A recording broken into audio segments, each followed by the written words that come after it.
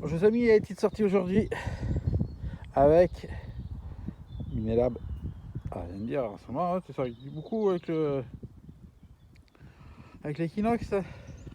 Bah ouais, sauf qu'aujourd'hui c'est pas l'Equinox, c'est le Vanquish 540. Donc, dans ce trou là, un son à 23. C'est sorti là. Ah, il y avait les racines. Aujourd'hui, comme vous pouvez voir, je me suis pas fait avoir. Hein. J'ai pris le couteau de fouille, fabrication maison. Et donc, la trouvaille, elle se trouve par là, dans cette motte là. Alors, j'ai encore pas regardé le module que c'est. Hop. C'est une 10 une 10 lepta. Un petit moment que j'avais pas fait ça, monnaie grecque. 10 lepta. Ouais. La dernière fois que j'en ai fait une, c'était beaucoup plus haut, dans à peu près une dizaine de champs dessus de là où je suis. Bah, ça fait plaisir, un bel état. Hein. Nickel. Allez, on continue. Oh, j'ai vraiment du flair. Hein. Alors, pris le couteau, parce que là, faut voir. Racine, j'ai creusé, c'était là-dessous. J'ai sorti, j'ai envoyé là. Et merde, je sais plus où. J'ai entendu biper. Merde. Il s'est éteint ce con? Non. Je sais plus où il est passé. Ah. C'est juste là. Ah, je la vois. Hop. Une monnaie. On a affaire à tout simplement une CRS. 5 centimes CRS. C'est ça. Avec des beaux restes. Impeccable. Alors, c'est une partie de champ là. Bah, comme je prends pas les gros arbres qu'on peut voir là, comme je prends pas le couteau de fouille, eh ben, c'est toute une zone de prairie que je ne fais jamais. Et je dis tiens, aujourd'hui je vais le faire, vu que j'ai le couteau de fouille dans la poche. J'ai eu le commentaire de Lorenzo la dernière fois, dire tu fais des couteaux de fouille, tu le prends pas. Et ben cette fois j'ai pensé à toi Lorenzo, j'ai pris le couteau de fouille et donc je dis bah, je vais faire cette petite zone que je fais jamais. Alors la romaine, les deux romaines que j'avais fait la dernière fois, c'est dans le chaud de champ, dans le soleil là, au bout du doigt. Ce champ qui est bien clair, je l'ai déjà fait et refait. Je pense qu'il est assez délavé. Et cette partie au milieu, bah, jamais fait. Donc je vais m'y atteler. Hein. Allez, c'est parti. Allez, dans ce trou, il a fallu encore que je prenne ça. Hein. Ah oui, il n'y a que ça avec des racines qui traversent. Un joli son à 23 encore. Et c'est une Napoléon cette fois. 10 centimes Napoléon. Waouh! Très bien conservé de ce côté. 855. Et l'autre face. Hop. Pareil. Très propre. Magnifique. Alors, on récapitule pour vite fait. Un Napoléon. Et la caméra, elle s'est mise à l'envers. Bon, ça, je sais pas comment ça va se passer. Ça se trouve, l'image va pas être très bonne. La CRS et la 10 lepta. Allez, on continue. Alors là, j'avais un son, j'ai rebouché le trou. Un son rond à 23, je crois, par là, en 22. 22, après, t'entends 23. Alors, je le plante, je sors, je regarde dans le trou, plus de son, je regarde dans la motte, un son mais qui n'est pas très beau. Je dis, bon, si dans le trou il n'y a plus rien, et que dans la motte qui est sortie, ça chante, mais moins beau, c'est qu'en fin de compte, il a trouvé une merde. Et voilà ce qu'il a trouvé, un clou. Donc c'était rond, il l'a pris comme apparemment bon. Mais voilà, c'est une merde de clou. Et après, quand il l'a saturé, il a reconnu que c'était un vulgaire morceau de ferraille de merde. Bon, bah, c'est pas grave, ça fera ça de moins à se prendre dans les pieds ou dans le pneu. Bon, la sortie est finie. Donc, bah, il est temps de les passer au nettoyage. Hein. Grâce au Bazetto. Voilà. Allez, je reprends quand je les aurai nettoyés. Allez, je commence par Napoléon. Hop. Voilà. Tac. Allez, c'est parti. Nettoyage est lancé.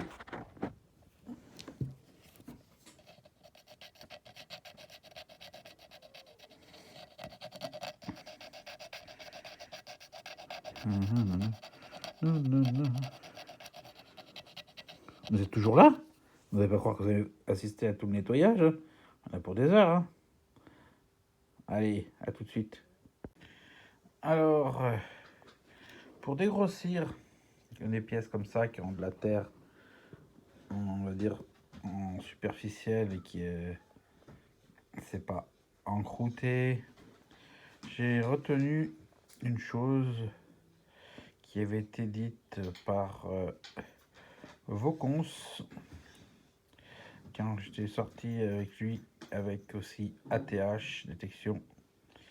On était allé manger une pizza et Vaucons avait dit à ATH, si tu veux rendre propre, nickel, une monnaie, rien ne vaut la main. Parce que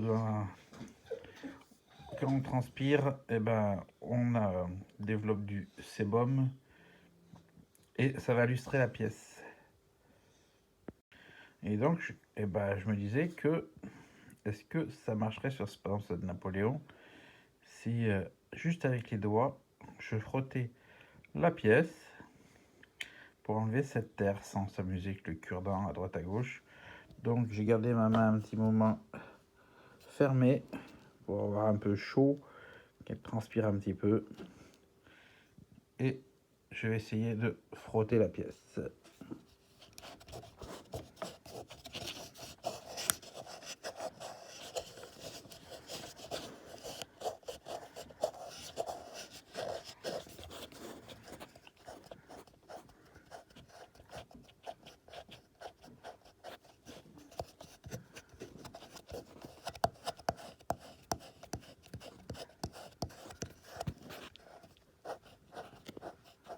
Alors, tac.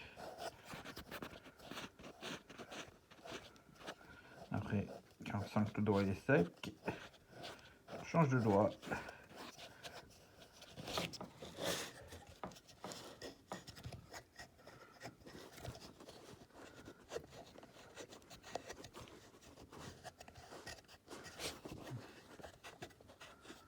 Voilà.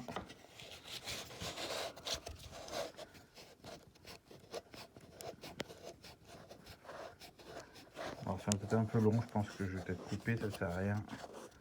Je vous garde comme ça, il n'y a pas de musique de fond, il n'y a rien. Mais on peut déjà voir, comparé au départ, que ça part. Ça part même bien, et puis ça lui donne déjà un brillant. Donc je la finis, et puis je attaque les deux autres. Alors, voilà, c'est fini. Alors du coup, après, je vais continuer à la faire comme ça, à la frotter, frotter. Ça fait quoi, un quart d'heure que je la tourne depuis qu'on s'est quitté. Voilà. Et donc, à force de frotter comme ça, j'ai utilisé que mes doigts. Hein. Je n'ai pas utilisé de cure-dent. À se rappeler, c'était aussi sale que la CRS qui est là. Bon, c'est vrai, c'est un petit peu plus sale, mais bon, c'est de la terre superficielle comme ça. Et qu'est-ce que ça donne à la fin? Allez, verdict. Eh ben, ça ressort pas mal. Hein. Notre ami Vaucon avait raison. Si on doit vraiment, on voit que entre les lettres, il y a encore un peu de terre, parce que les doigts ne rentrent pas entre les lettres, ça prend que la surface, mais sinon, ça ressort bien. Voilà, une pièce avec sa patine, rien de plus. Son verre, un peu de cuivre par an, parce que voilà, hein, la patine elle est ce qu'elle est, mais la pièce est ressortie nickel. Voilà, les bonnes astuces de notre ami Vaucons. Voilà. 5 centimes CRS, on voit qu'il y a des compressions. Donc il va peut-être falloir y aller au cure-dent un petit peu. Il reste encore la 10 centimes lepta là. Et puis voilà. Donc je vais la gratter un petit peu là. Par contre, ouais, ça marche, mais quand la pièce ressèche, bah, avec des traces de terre qui commencent à revenir. Celle où ça n'a pas pu passer avec le doigt comme il faut. Donc je pense qu'après il faut fignoler. Mais le principe à la base est bon. Allez, j'attaque celle-là, puis je peaufinerai les trois à la fin. Mais de ce côté-là, il y a du boulot, c'est bien encrouté. Là, il va falloir gratter. Alors, par contre, pour la Dilepta, j'ai changé les taux parce que il fallait une loupe. Fallait une loupe, donc comme j'ai pas la loupe posée sur l'autre, sur celui en bois, j'ai pris celui-là.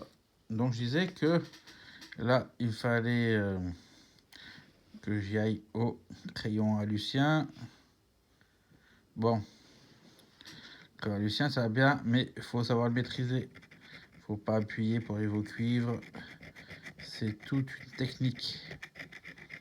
Alors, à ne pas mettre dans toutes les mains entre ceux qui appuieraient et qui reviendraient au cuivre. Alors moi, ce que je fais, pour surtout pas flinguer, je gratte tout doucement. Vraiment, à peine je pose la mine, sans frotter, sans appuyer. Et puis quand je vois que il y a un petit peu de saleté, hop, je passe le doigt. Je prends un peu de vaseline qui sert entre autres aussi normalement à casser les machines à coudre ou quoi. J'en mets un peu. Alors l'huile ne va pas altérer la patine, ne vous inquiétez pas. Je passe l'huile. Tac. Une fois que j'ai passé l'huile, je prends un petit chiffon doux et j'essuie. Alors pourquoi je fais ça? Ça va pas enlever la saleté, seulement ça va donner les endroits de relief où il y a encore des concrétions à enlever. Donc j'y retourne après avec le crayon et ainsi de suite jusqu'à que j'arrive à enlever le maximum de concrétions. Voilà. Donc je ne vais pas vous passer tout le truc, j'y fais et puis on verra à la fin. Bon, la Dilepta, j'irai pas plus loin que ce qu'elle est là. Parce que sinon, je vais arriver au cuivre. Alors, si je veux la rendre à peu près mieux que ça, là, qui ne fait pas ces effets mat là, et ce que je vais faire, je vais mettre en route mon four à paraffine. Attendre que la paraffine fonde. Et puis, bon, ça va durer quoi? 2 secondes trempées dedans. Et puis après, une fois que c'est sec, un petit peu d'essuyage. Et normalement, elle devrait revenir belle. Bon, c'est en train de fumer. Donc c'est en train de fondre. Il va bientôt y passer à la paraffe, ça va aller vite. Bon, là, ça a assez fondu pour faire paraffiner ma pièce. Hein. Pas besoin que ce soit fondu en plein. Prends la pièce, bien sûr, avec une pince, hein, pas avec les doigts. Hein. Et puis hop, on la trempe. Et je la laisse à peu près 10 secondes.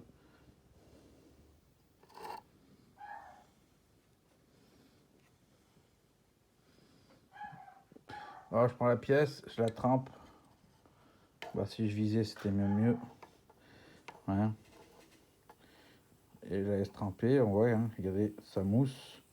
C'est en train de faire un effet de paraffine qui rentre un peu dans la matière. Puis j'ai mis de l'huile, alors elle est en train de se dissoudre dans la paraffine. On la laisse un petit peu comme ça, quelques secondes, là, à peu près une dizaine de secondes. Puis je la retire. On la laisse égoutter. Et puis il n'y aura plus qu'à, quand elle sera froide, ben, de la frotter, hein, tout simplement. Donc je vais vous montrer un truc avec la paraffine. C'est que là j'ai passé cette pièce, bon, qui date de la plage et pas de la sortie de ce jour. Je l'ai passé au Dremel pour la faire briller. Vous savez très bien que Dremel, si vous frottez comme ça la pièce, a tendance à reprendre ses couleurs mates. Donc bah vous voyez, tout doucement, là, je crois pour enlever en fait la pellicule que le laiton a laissée sur la pièce. Parce que en fin de compte, c'est ce qui se passe, hein, c'est que le laiton de la brosse s'use et laisse une pellicule. On voit qu'elle redevient moche. Voilà, on voit une tache là. Voilà, elle revient super moche. Là, j'ai pas gratté. Là, j'ai frotté avec le doigt. Donc, si je voulais la garder comme ça, eh ben, je vais la paraffiner. Pour enlever la tache. Voilà. Et donc, si vous la trempez juste comme ça et je ressors, comme ça, et je ressors, ça sert à rien. Que dalle. Vous avez fait que poser une couche de paraffine, dès que vous allez frotter, en fin de compte, la paraffine va se barrer parce qu'il n'y a pas d'accroche. Parce que de toute façon, la pièce, elle n'a pas le temps de chauffer. Elle n'est pas en température, donc la matière ne fait pas corps. Donc, on trempe et on attend que ça fasse la fusion, c'est-à-dire les bulles, l'ébullition autour de la pièce. Alors, des fois, c'est pas flagrant, c'est léger. Il faut vraiment bien voir. Ouais, là, c'est pas flagrant. Mais bon, laissez une 10-15 secondes. Après, vous la sortez. Et là, la pièce, elle est super bouillante.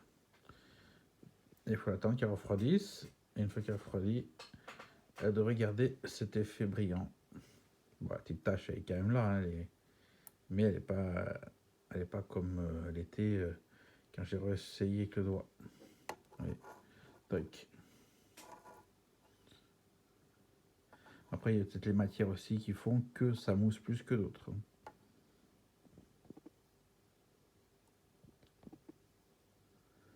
Bon.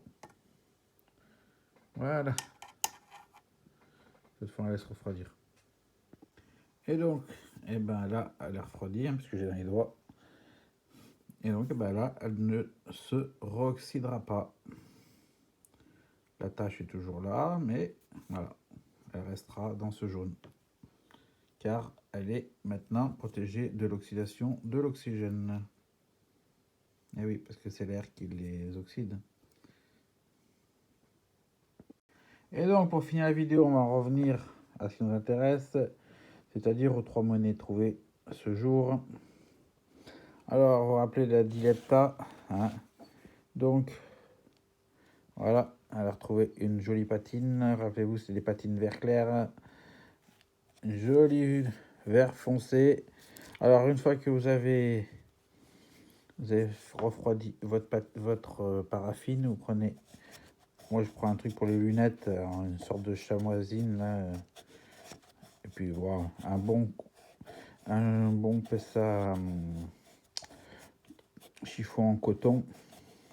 On va éviter le sopalin parce que le sopalin ça fait à faire plus pelucher, faire de la merde qu'autre chose. Prenez un bon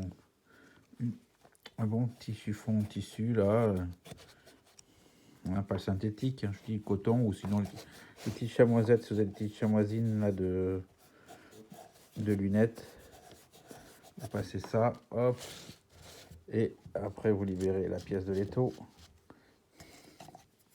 du bas étau, et voilà ce qu'on a à la fin. Donc la dilepta, donc les concrétions qu'on ne peut pas enlever parce que sinon on arrive au cuivre, et ben ça les atténue, hein. Regardez comme elle est belle.